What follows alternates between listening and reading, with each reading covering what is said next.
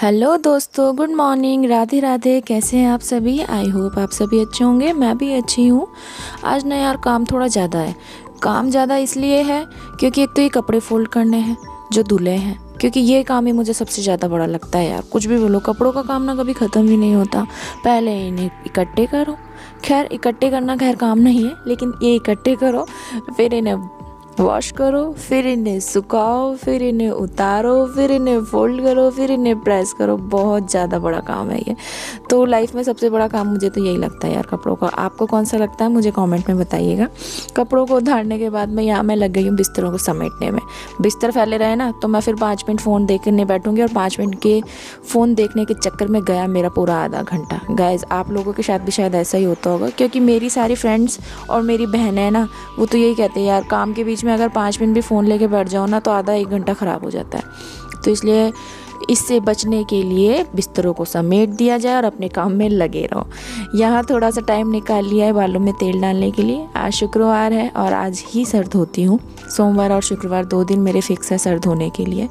तो गर्मियों में तो फिर भी इतना तेल लगाना ज़रूरी नहीं होता। सर्दियों में ड्राइनेस काफ़ी रहती है तो तेल भी बहुत ज़रूरी हो जाता है बालों के लिए। जिस तरह से हमारे स्किन को मॉइस्चर की ज़रूरत है, हमारे बालों को भी थोड़े बहुत मॉइस्चर की ज़रूरत होती है।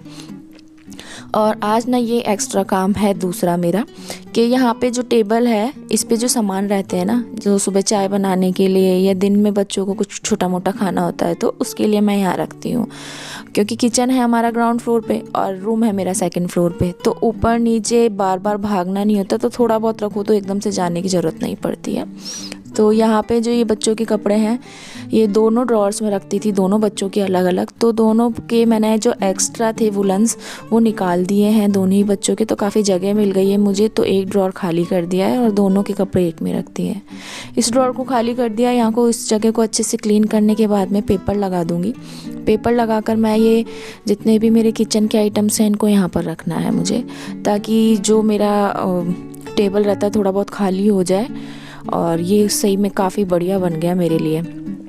अब ये सामान यहाँ रखने का एक फ़ायदा ये भी हो गया है कि मेरे कप बच जाएंगे।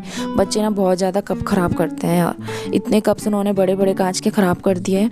खैर टूट तो मुझसे से भी जाते हैं, लेकिन बेटा ना बहुत शैतान है और उसको जो भी नई चीज़ आई होती है ना उसी को सबसे पहले यूज़ करना होता है। तो सबसे ज़्यादा कप तो हमारे वही तोड़ता है और मानता भी नहीं है बिल्कुल भी।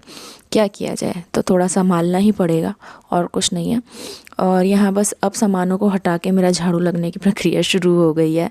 मोस्टली ज़्यादातर मैं सामान ऊपर ही रखती हूँ, और नीचे जो ये होते हैं, ये योगा मैट है, ये फ्लावर है, ये फ्लावर वेस है। तो ये फ्लावर्स को ऐसे झड़का दो हल्का सा और वापस लगा दो, तो ये फ्लावर्स गंदे नहीं होते, धूल नहीं जमती है इनके ऊपर। और अधिकतर ना मेरी ये आदत में ही बन गया है यार कि इनको फूलों को झड़का ही लो तो ज़्यादा प्रॉब्लम नहीं आती। अब यहाँ बस झाड़ू लगा लूँगी मैं। बालों का काम आज मेरा सुलझाने का अभी नहीं है, आज पूरे ही दिन नहीं है, क्योंकि मैं अधिकतर जब भी बालों में ऑयलिंग करती हूँ तो ना तो मैं ऑयलिंग के बाद कॉम्ब करती हूँ, ना मैं हेयर वॉश करने के बाद कॉम्ब करती हूँ। तो कॉम्ब मेरा अधिकतर दूसरे दिन होता है। हाँ, बशर्ते अगर मुझे कहीं जाना है तो मेरे बालों में कॉम्ब होगा। बाकी मैं जिस दिन हेयर वॉश करती हूँ कॉम्ब नहीं करती हूँ, क्योंकि बालों को ना पहले बहुत ज़्यादा चोट पहुँच चुकी होती है। अब तो थोड़े बहुत ही बाल बचे हैं यार। पहले के बालों का कभी आपको वीडियो दिखाऊँगी या फ़ोटो डालूँगी, काफ़ी सुंदर बाल थे। अब तो ये काफ़ी ज़्यादा छोटे हो गए मेरी बीमारी के बाद में।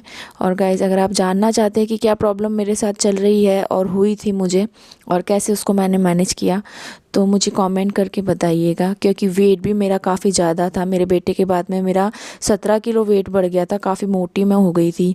और जब फिर मुझे ये प्रॉब्लम हुई तो उसके बाद में काफ़ी परहेज़ मैंने किए और वेट भी मेरा कम हुआ और मेरी प्रॉब्लम भी काफ़ी हद तक ठीक हो गई। अभी भी थोड़ी बहुत है, भगवान की दया से वो भी ठीक हो जाएगी। तो ऊपर की झाड़ू मेरी कंप्लीट हो गई है, और ऊपर की झाड़ू के बाद अब मैं नीचे आ गई हूँ, यहाँ पोछा लगा रही हूँ। अधिकतर जैसे मैंने आपको वीडियो में बताया है कि नीचे का झाड़ू ना मम्मी ही लगा दिया करती है, तो मुझे थोड़ा टाइम मिल जाता है कि मैं अपने ऊपर का काम भी साथ के साथ कर लूँ। तो नीचे का झाड़ू मम्मी ने लगा दिया था, यहाँ पोछा मैं लगा रही हूँ। पोछा लगाने के बाद में फिर से मैं अपना ऊपर जाऊंगी, क्योंकि नीचे अब सिर्फ रोटी का काम ही रहेगा बाद में। तो रोटी हम लोग खाएंगे जब भी बनाएंगे, मम्मी पापा भी 11 साढ़े 11 बजे तक खाना खाते हैं, तो तभी मैं रोटी बनाती हूँ अपनी भी साथ में ही। तो ऊपर आना है मुझे, और एक तो काम मेरे हस्बैंड मुझे बता के गए थे, जैसे उनको थोड़ा सा कोल्ड हो रखा है, तो उन्होंने कहा था कि नेबुलाइज़र निकाल देना। सुबह इतनी दूर जाना, बस में अप डाउन करना काफ़ी प्रॉब्लमेटिक हो रहा है उनके लिए, बार बार उनको कोल्ड हो रहा है। तो ये नेबुलाइज़र निकालना था, और मुझे साथ ही ये चटाइयाँ भी दिख गई अपनी बिछाने के लिए, ताकि हम सर्दियों में नीचे बिछा लें और बैठ जाए। गर्मियों में तो ना ठंडा ठंडा फ़र्श ही अच्छा लगता है, तो आराम से फ़र्श पे बैठ जाते हैं, लेकिन सर्दियों में थोड़ा बहुत चाहिए होता है, छोटे हैं बच्चे बिछा कर बैठने के लिए। तो यहाँ बस अभी मैंने कढ़ी गरम कर दिया, पकौड़ी वाली कढ़ी बनाई थी, कढ़ी और रोटी खा रहे हैं। और गाजर का हलवा गरम कर लिया था, गाजर का हलवा भी ख़त्म ही हो गया है, बस अभी लास्ट बचा है, तो मैंने कहा चलो गरम करके इसको भी ख़त्म कर ही देते हैं। और यहाँ काफ़ी अच्छा बना था, ये बोल रहा है बेटा गाजर का हलवा। और हमने इस सीज़न का फ़र्स्ट हलवा अभी बना चुके हैं हम लोग। आपने बनाया कि नहीं, कैसा बना है, कैसी गाजर अभी आ रही है आपके यहाँ, प्लीज़ बताइएगा। और बस इसको ना, बेटे को सारे दिन सारे टाइम शैतानियाँ चाहिए होती है, बैठ के ना तो ये खाता है ना ये बैठ के पढ़ता है। मतलब ये ना एक बहुत ज़्यादा एक्टिव है, तो ये कुछ नहीं करता। देखो पढ़ने के लिए कितने नखरे, टेबल पे टॉर्च लगाया है, पेन स्टैंड लगाया है, सारे नखरे करने के बाद ही पढ़ा है थोड़ा बहुत इसने। और यहाँ गाइस मैं आपको ये दिखा रही हूँ कि ये नैनो टेप में लेकर आई थी, 2-3 काम थे मुझे, एक्चुअली डबल साइडेड टेप चाहिए थी।